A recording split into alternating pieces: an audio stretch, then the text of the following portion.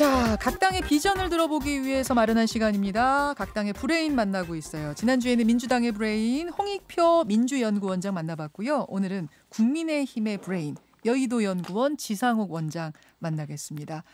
사실 대선 앞두고 야권의 잠룡들 움직임도 요즘 눈에 띕니다. 원희룡 제주지사가 대권 선언을 여러 번 공개적으로 하고 있고요. 유승민 전 의원도 카페를 열었다 그러죠. 카페 열어서 지지 세력을 규합하고 있는 모습이고, 김종인 비대위원장은 새로운 인물 발굴하기 위해서 추석 연휴에도 분주하게 뛰어다녔다, 이런 얘기 들리고요. 또 국민의당의 안철수 대표도 적극적으로 지금 목소리들을 내고 있는 상황입니다. 당장 내년 서울시장, 부산시장 보궐선거, 또 대선까지 선거의 계절에 이곳이 분주해집니다.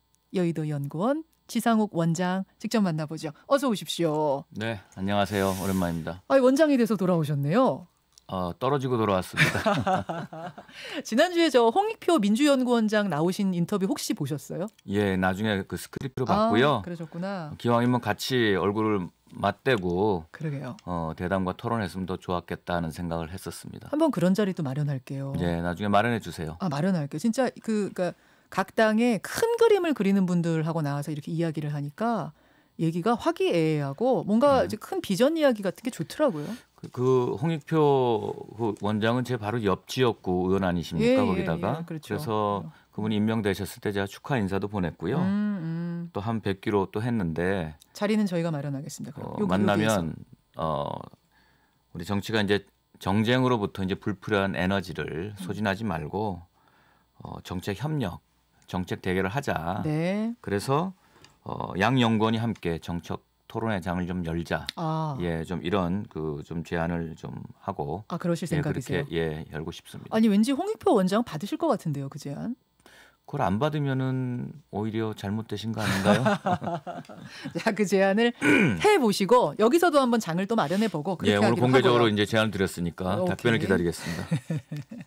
아니 진짜 원외가 되셨고 이제 원외 인사로서 여의도 연구원이라는 싱크탱크의 수장을 맡아서 쭉 정치판을 보니까 어떻습니까? 21대 국회? 일단 원내에 있을 때 제가 못 보던 모습을 볼 수 있고요. 또 더 넓은 시야로 국민의 한 사람으로 밖에서 들여다보는 부분이 생기고요. 그렇죠. 또 원내면은 원내 활동, 의정 활동을 함께 공유해야 되기 때문에 시간이 부족했을 텐데 이 연구원 싱크탱크의 수장으로서 우리의 좌표, 왜 우리 국민들이 우리를 아직도 마음을 신뢰를 회복하게 못 해주는지 또 그런 것에 대해서 제가 대부분의 몸과 또 시간을 헌신하면서 일을 할 수 있다라는 그런 장점이 있습니다. 왜 국민들이 아직도 국민의힘의 마음을 안 연다고 생각하세요? 여러 가지가 있을 텐데요. 제가 잘 쓰는 말 중에 제주도에 가면 돌담이 있지 않습니까? 네네. 아무리 큰 돌도 작은 돌의 어깨를 빌리고 나누지 않으면 그 태풍에 맞서서 제대로 설 수 없다. 그게 제주도의 돌담을 이제 생각하는 제 마음인데 우리가 컸을 때 작은 돌의 귀중함, 그분들의 어깨를 빌리는 그런 생각들, 그 고마움을 못하고 산 것들이 있고요. 그래서 지금 이제 김종인 비대위 체제가 들어서면서 약자와의 동행 이런 슬로건을 걸고 또 강자와 약자가 서로 협력하면서 상생을 해야 된다. 그런 마음을 느끼고요. 또 하나는 저희가 이제 정권을 빼앗긴 다음에도 2017년, 28년 지선 또 20년 총선까지 내리 이제 패배를 했는데 국민들은 이런 것 같습니다. 정권을 빼앗겼으면 바뀌어야 되는데 왜 아직도 안 바뀌어? 왜 국민의힘은 그대로야? 그런 얘기들이 많이 있으세요. 저도 그런 걸 통감을 하고요. 그랬을 때 새로 변하는 모습을 보여드려야. 예를 들면 지금 문재인 정부가 적폐를 청산한다고 했지만 국민들이 볼 때는 신적폐를 양산한다라고 하는 그런 의견도 많이 있습니다. 그럼에도 불구하고 우리 쪽을 돌아봤을 때 다시 정권을 가져다 주면 제대로 할 수 있어? 글쎄 아직은 못할 것 같은데 라는 그런 의식들이 좀 있는 것 같다. 그러니까 지금 정부에 대해서 불만이 있는 분들도 그렇다고 해서 국민의힘을 찍느냐 하면은 갸우뚱한다는 얘기군요. 아직까지는 그러고 있기 때문에 저희가 좀 더 낮아지고 반성하고 사죄할 것 사죄하고 시대 정신에 맞게 바뀌어야 되고요. 또 하나 선거 전략적으로 우리 지지층들이 기뻐하는 그런 얘기라고 으쌰으쌰하면서 선거에 질 것이냐.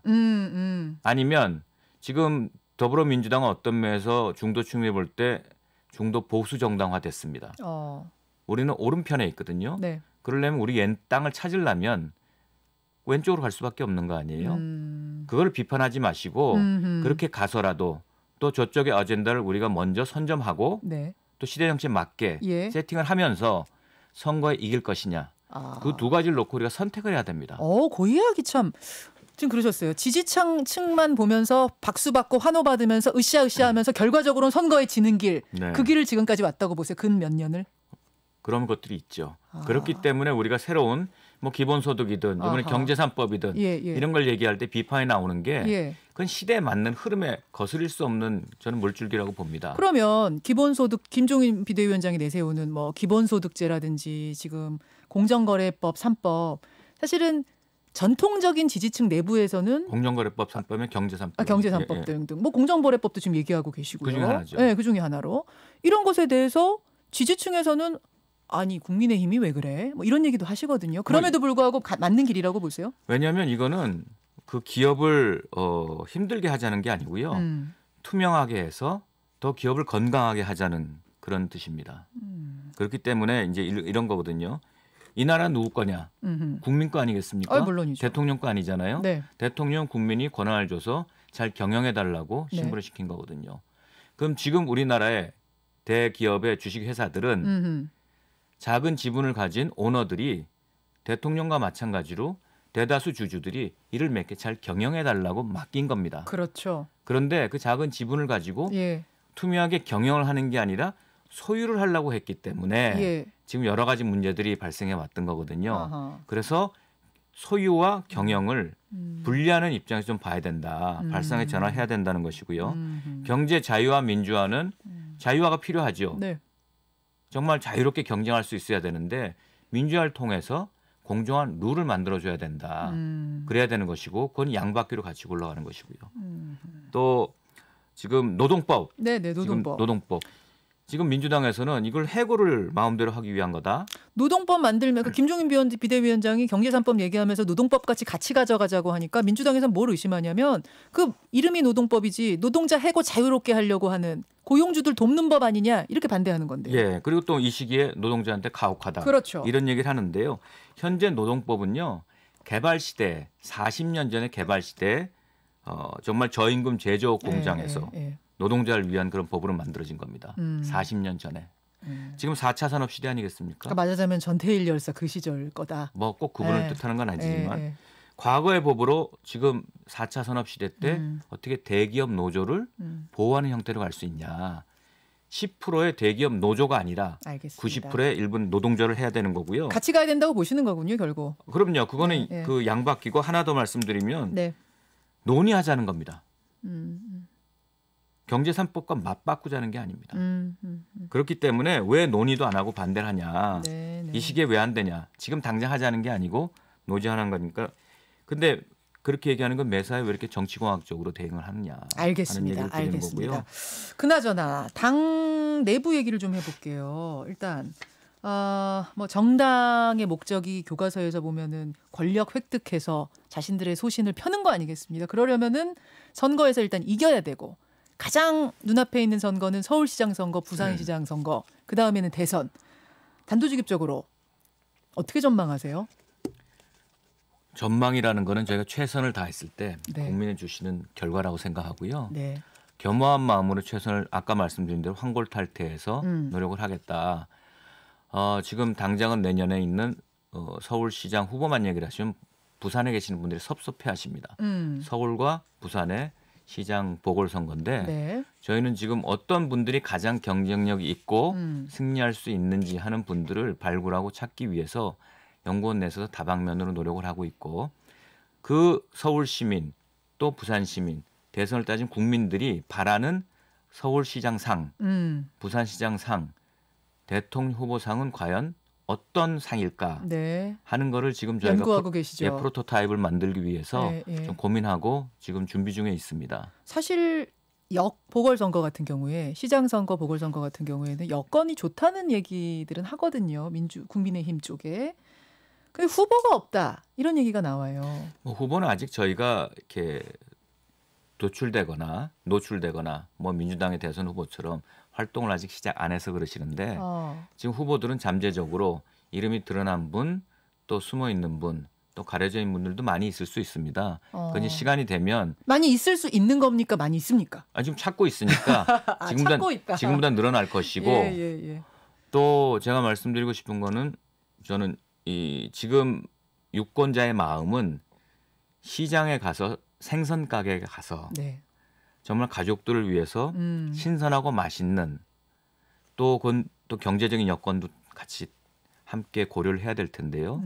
간 시장 바구니를 들고 간 어머니의 마음이다라고 생각을 합니다. 그렇기 때문에 그 어머니의 마음이 지금 어디가 있느냐 하는 거를 찾는 게 저희들이 이제 프로토타입을 지금 도출하는 하나의 이제 그 결론이 될 것 같다. 시장에 바구니를 들고 생선 가게에 바구니를 들고 간 꼭 생선 가게여야 되는 거예요? 생선 가게라는 게 좀 표현하기 좋을 것 같습니다. 그래서 생선 가게에 바구니, 시장 바구니 들고 간 어머니의 심정으로 지금 후보를 보고 있다? 그 얘기는 그럼 경제 쪽에 방점을 찍고 있다 이렇게 보면 됩니까? 그럼 뭐 경제 문제 지금 가장 문제가 되는 게 이제 경제 아니겠습니까? 경제 문제도 가계 경제를 고려해야 되듯이 국민의 어떤 마음 속에 가장 필요하고 힘든 것이 무엇인가 하는 거를 찾아야 될 것이고요. 그 생선 가게를 가면은 정말 비싸고 좋은 생선도 있고 또 싸지만 더 싱싱한 오늘 들어온 생선도 있고 그렇죠. 비싸고 좋은 생선 뭐 도미라든지 뭐 더 좋은 생선 있지만 뭐 며칠 지난 생선도 있을 수 이런 것들이 다 함께 그 어머니 입장에서 봤을 때 우리 가족을 위해서 어떤 것들이 좋을지에 대한 그 어머니의 마음을 찾는다. 알겠습니다. 그렇게 그냥 단순히 한번 비교 드려보고 싶습니다. 미스터 트롯 방식으로 후보 선정하겠다는 얘기는 벌써 공개적으로 공식화하셨던데. 뭐 슈스케 방식이든 미스터 트롯 방식이든 그런 무한 경쟁을 통해서 또 국민들로부터 어텐션을 집중을 이끌고 또 흥행을 이끌기 위한 하나의 방편이죠. 그게 구체적으로 어떻게 한다는 거예요? 미스터 트롯 방식이란 게? 미스터 트롯 방식은 지금 뭐 TV를 보시면 아시는 것처럼 중계해요, 진짜? 아니 그러니까 이제 미스터 트롯 방식이 그렇게 해서 흥행을 이끌었기 때문에 저희도 그런 방식을 해보면 어떨까 하는 거지. 미스터 트롯에 맞게 딱 그 방식을 한다.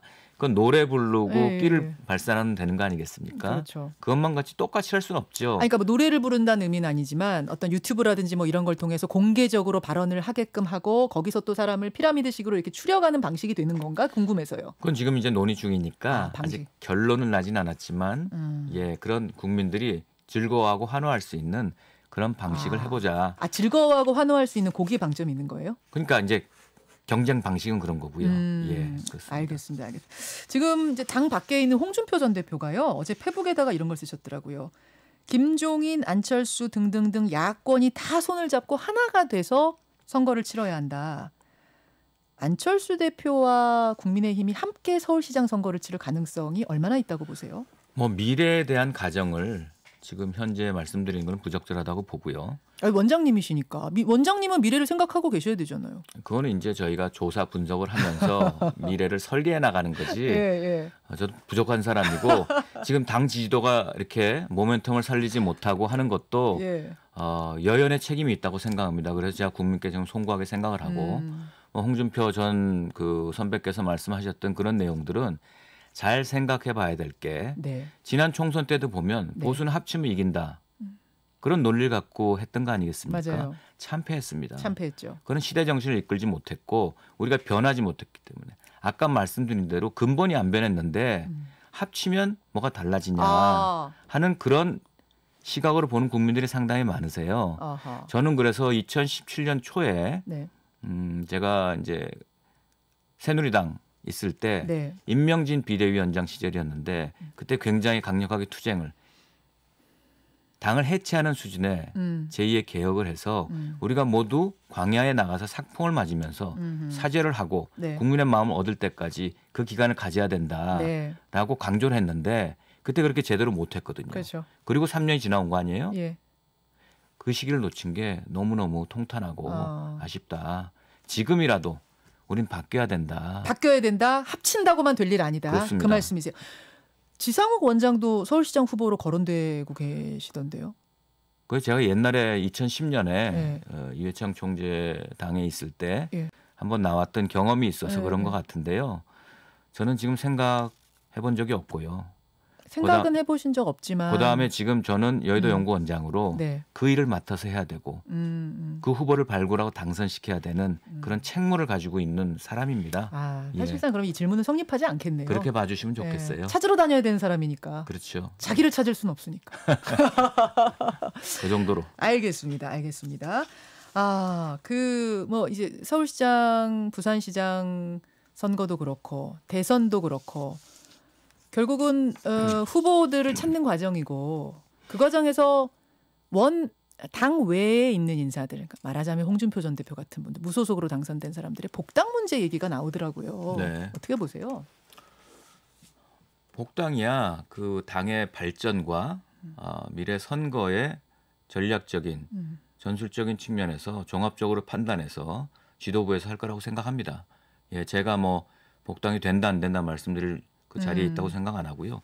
저는 이 자리에서 말씀드리고 싶은 게 이제 내년 보궐선거를 보면은 더불어민주당에서 당원 당규를 지난번에 만든 게 뭐냐면 사실 보궐선거의 원인을 제공한 귀책 사유가 있을 경우 귀책 사유가 그것도 좀 좋지 않은 사유로 귀책 사유가 있을 때는 후보를 내지 않는다라고 약속을 했었습니다.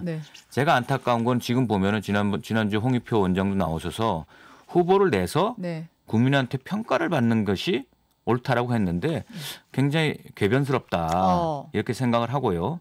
지금 이분들이 보면 지난번 연동형 비례 대표제 했을 때도 힘으로 몰아붙여가지고 소위 말하는 그 보수 야당이 어쩔 수 없이 비례정당을 만들었잖아요. 그걸 얼마나 비판했습니까? 그러다가 나중에 필요하니까 본인들도 아무런 사과 없이 비례정당을 만들어서 그렇게 했고요. 이번에도 과거 대선 실패 후에 문재인 후보 지금 대통령께서 분명히 당원 당규를 개정해가지고 국민한테 약속을 했거든요. 대국민 선언한 거예요. 그 당원 당규는 그 당의 헌법입니다. 민주당에서 그렇게 얘기하더라고요. 당원 당규는 당원들끼리 만든 당의 법이니까 당원들이 동의하시면 바꿀 수 있는 거 아니냐. 그게 얼마나 편의적입니까? 대국민 약속을 했잖아요.